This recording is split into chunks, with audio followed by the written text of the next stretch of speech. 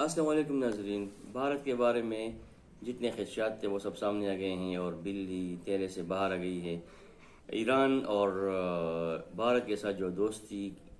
کی بات تھی وہ سب کے سامنے ہو گئی ہے کہ اس کی حقیقت کیا ہے۔ میں بھی حیران تھا کہ اسرائیل اور ایران ایک دوسرے کے جانی دشمن ہیں، پھر بھارت کس طرح دونوں کا اکٹھے ایک جیسا دوست ہو سکتا ہے۔ وہی قرآن پاک کی سورہ بقرہ کی بات کہ جب یہ کافر لوگ ملتے ہیں، منافق لوگ ملتے ہیں کافروں کے ساتھ، ہم آپ کے ساتھ ہیں، اور جب مسلمانوں کے ساتھ ملتے ہیں تو ہم آپ کے ساتھ ہیں۔ لیکن وہ یہی کہتے تھے کہ ہم تو مسلمانوں کے ساتھ مذاق کر رہے ہیں۔ تو انڈیا بھی، بھارت بھی اصل میں اسرائیل کا دوست تھا، لیکن ایران کے ساتھ وہ مذاق کر رہا تھا، اور ایران کے ساتھ دوستی کے نام پہ اسرائیل کے لیے کام کر رہا تھا۔ ایران کے اندر اس کے جتنے ورکرز تھے وہ اسرائیل کے لیے جاسوسی کر رہے تھے، اور یہ بات ابھی ظاہر ہو گئی ہے۔ ایران نے چابہار پورٹ اس سے لے لیا ہے، بھارت سے لے لیا ہے، اور اس کے بعد ایک اور بھی حقیقت سامنے آ گئی ہے کہ ایران کے راستے بلوچستان میں جتنی دہشت گردی کی کارروائیاں ہوتی تھیں، اور جس کی وجہ سے بار بار ایران اور پاکستان کے درمیان کشیدگی پیدا ہوئی، تعلقات خراب ہوئے، تو اس کی وجہ بھی یہ بھارتی تھے جو کہ ایرانی لباس میں اور فارسی زبان سیکھ کر یہاں پہ بلوچستان میں کارروائیاں کرتے تھے، اور پریس میں یہی آ جاتا تھا کہ ایران کی طرف سے ایرانیوں نے پاکستان میں دہشت گردی کی ہے۔ تو اب وہی بھارتی تھے، ان کو بھی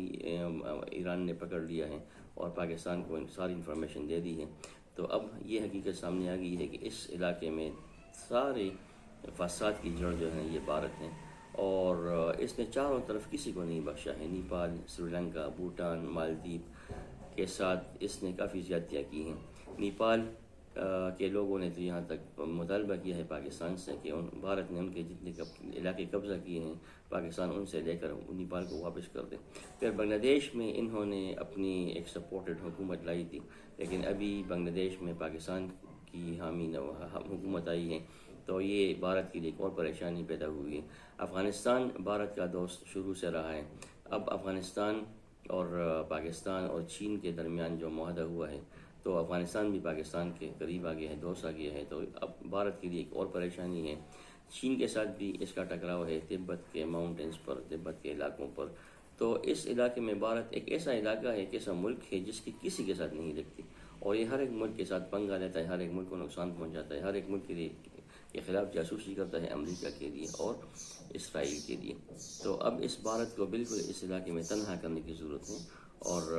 جتنے بھی یہ کنٹریز ہیں چاروں طرف، ان سب کو متحد ہو کر مل کر بھارت کے خلاف ایک اتحاد قائم کرنا چاہیے، اور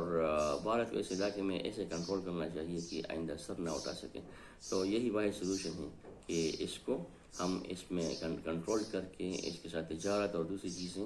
ایک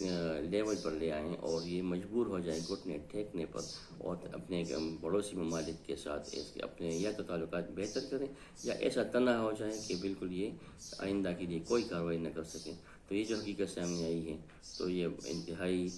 خوش آئند ہے کہ بھارت کے حوالے سے یا وہاں پہ یہ اسرائیل کے لیے کام کر رہا تھا ایران میں، اور پاکستان کے اندر بھی اسی کے لوگ کارروائیاں کر رہے تھے ایرانیوں کے نام پہ۔ تو یہ ایک بہت خوش آئند بات ہے، بہت اچھی بات ہے کہ ان کے بارے میں حقیقت کھل گئی ہے، اور آئندہ کے لیے بھارت کے مکارانہ